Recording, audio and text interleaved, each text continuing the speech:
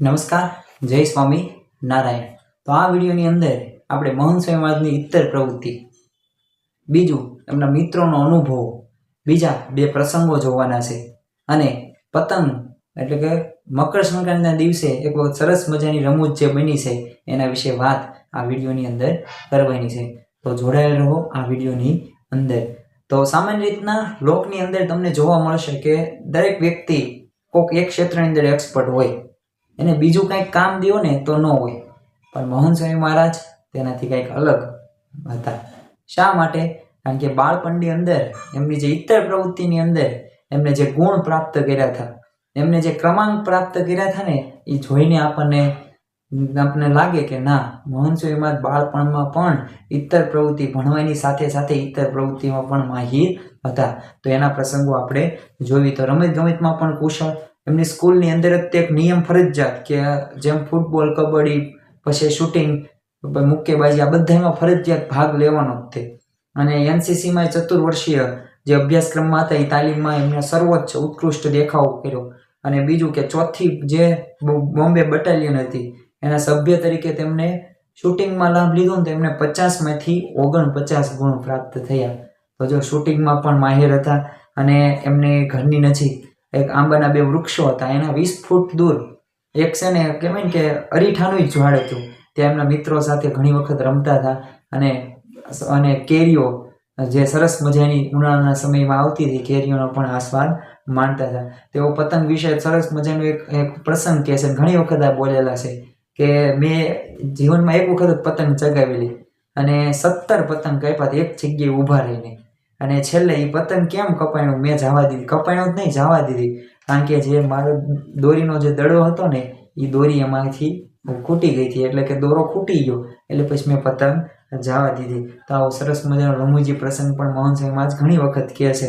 હવે રમત ગમતમાં તો પ્રવીણ, અને સાથે સાથે તેમના મિત્રો જે હેરાલ્ડ, હેમિલ્ટન અને બ્રાયન જોર્ડન હતા અને આર કે પટેલ હતા, એમને એક સરસ મજાના વાક્યો તરત ઉચ્ચારે જ તે મહંત સ્વામી મહારાજ અત્યારે હાલની સ્થિતિ તમે જોવો ને એમના મિત્રો, તો એક તો વાક્યો કહે જ તે કે એમનો સ્વભાવ બહુ છે ને કજિયા વિનાનો હતો, એમને કોઈ દિવસ કોઈ સાથે આંટી ઘૂંટી બને જ નહીં। એટલે તે જો મહંત સ્વામી મહારાજ કહે ને કે મારે કોઈ સાથે આંટી ન બને અને બીજા કોઈ મારી સાથે આંટી ન બને, એવો મારો સ્વભાવ છે। એટલે કે સ્વભાવ ગણાય છે તેમના મિત્રો અને બધા એમના ચાહકો, કોઈ પ્રતિસ્પર્ધી જ નહીં। અને જો સામાન્ય રીતના આપણે કોઈ વર્ગ સાથે વાત કરવી છે, કોઈ સંગઠન કે કોઈ જૂથ સાથે કે માતા પિતા સાથે વર્તન કરવી ને, તો કાંઈક એવા સ્વભાવ સાહજિક બહાર નીકળે, પણ મહંત સ્વામી મહારાજને એક પણ સ્વભાવ બાંધવાનો કે ઝઘડવાનો આવો હતો ને, એક પણ કુટેવ પણ મહંત સ્વામીમાં હતી ને। શાંત અને મદદરૂપ કરવાની કેવી ભાવના, તો હોમવર્ક બાબતે જ્યારે પણ ક્લાસની અંદર કાંઈક હોમવર્ક કે લેસન આપે તો ત્યારે સામાન્ય રીતના બધું લેસનને મદદ કરતા હતા મિત્રોની, કે લેસન કરવાની। અને બીજું કંઈક ચિત્રો દોરવાનું કહે ને તો 2-2 મિનિટની અંદર ચિત્રો, કેટલાય તેના સાથી જે સહપાઠીઓ હતા ને બધા મિત્ર ચિત્રો પણ દોરી દે અને સરસ મજાના બધાને રાજી કરે, અને બધાને ગમે જ તે ને, કારણ કે કોઈ બીજા આપણું લેસન કરી દે કોને ન ગમે, બધાને ગમે જ તે। તો આવો સ્વભાવ એમનો। અને જે 2 પ્રસંગની વાત કરવી છે, તો જેમની 9 વર્ષની ઉંમર હતી, જબલપુરમાં જે ગોળ નદી આવેલી છે, તો ત્યાં તે સ્નાન કરવા ગયા। હવે તેમને તરતા આવડે નહીં, એટલે સામાન્ય રીતના તરતા ન આવડે તો એ છે ને કહેવાય ને કે એક જે પથ્થરની પાસે નજીક ગયા ને તો એમાં પડી ગયા। હવે એ પથ્થરના સહારે એમને પકડી લીધો, એટલે કોકે એમ જોયું એક વ્યક્તિએ, એટલે બહાર કાઢ્યા। તો આ પ્રસંગ પણ જોવા મળે છે કે આમ તરતા નહોતા આવડતું પણ તો પણ ત્યાંથી તે બચી ગયા એક વ્યક્તિના લીધે। અને બીજો પ્રસંગ છે બાલ્યકાળ દરમિયાન એમને રોમાંચક પ્રસંગ વર્ણવે છે કે ઉનાળાનો સમય હતો, એટલે ગરમીની સ્થિતિ હતી, એટલે ઘરની બહાર એ સૂતા હતા। હવે એમાં બદામી રંગનો, હવે ઉંમર હતી 8 વર્ષની ઉંમર હતી, બદામી રંગનો નાનો ઘોડો છે ને એમના પેટ ઉપર આવે છે અને એને ગેલ કરે છે, એટલે કે રમત કરે છે। હવે મહંત સ્વામી મહારાજને ઘડીક તો ખબર ન પડી, પછી જાગ્યા અને જોયું તો હતો, પણ ખલેલ કાંઈ પહોંચાડી નહીં અને એમને રમવા જ દીધો। અને પછી સમય થોડોક થયો એટલે ત્યાંથી ઘોડો વહી ગયો, ક્રીડા કરીને ચાલ્યો ગયો। તો ફરી વખત 1929થી કહેવાય કે 1951 સુધી જબલપુરમાં ત્યાં રહ્યા। તો સામાન્ય રીતના 1951માં પુનઃ નિવાસ તે આણંદમાં પધાર્યા અને ત્યારે તેમની ઉંમર હતી 17 વર્ષની ઉંમર હતી।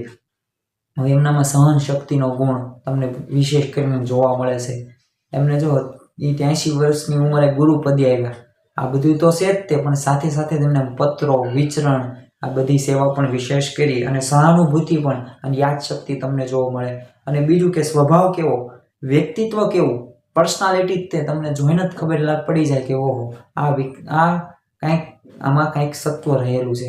એટલે જ તે જો ગુરુપદે અત્યારે પણ હાલની સ્થિતિએ તમને 51 વર્ષની ઉંમરે પણ એમ ન લાગે કે આ કાંઈ અશક્ત છે, સશક્ત જ તે. તો આ આપણને જોવા વિશેષ ગુણો જોવા મળે છે. તો આ ત્રણ વિડીયોની અંદર આ ત્રીજો વિડીયો છે. તો આ ત્રણ વિડીયોમાંથી હું તમને 2 વિશ્લેષણ કરવાના પ્રશ્નો આપું છું. તો આપણે કોઈ સંગઠન સાથે રહેવી છે, કોઈ ગ્રુપ સાથે રહેવી છે, તો આપણે કેવું વર્તન કરવી. તો કોઈક વ્યક્તિને ગમે તો મૌન સંવાદમાંથી ખબર પડે છે કે મદદ કરવાની ભાવના, નિર્માણીપણાની વાત. અને બીજું કે થોડુંક શાંત પ્રકૃતિ સ્વભાવ રાખશું તો આપણે સાથે કામ કરી શકશું. તો આવા વિશેષ ગુણો આપણે હજી પણ વધારે વિડીયોની અંદર જોશું. તો અહીંયા સુધી આપણે રાખવી છીએ. કેશવનું શૈશવ થોડાક જ પ્રસંગો મેં તમને વાત કરી છે, પણ આ સિવાય પણ ઘણા બધા છે. તો જોડાયેલો પ્રમુખ દર્શન એજ્યુકેશન ચેનલમાં. જય સ્વામી નારાયણ.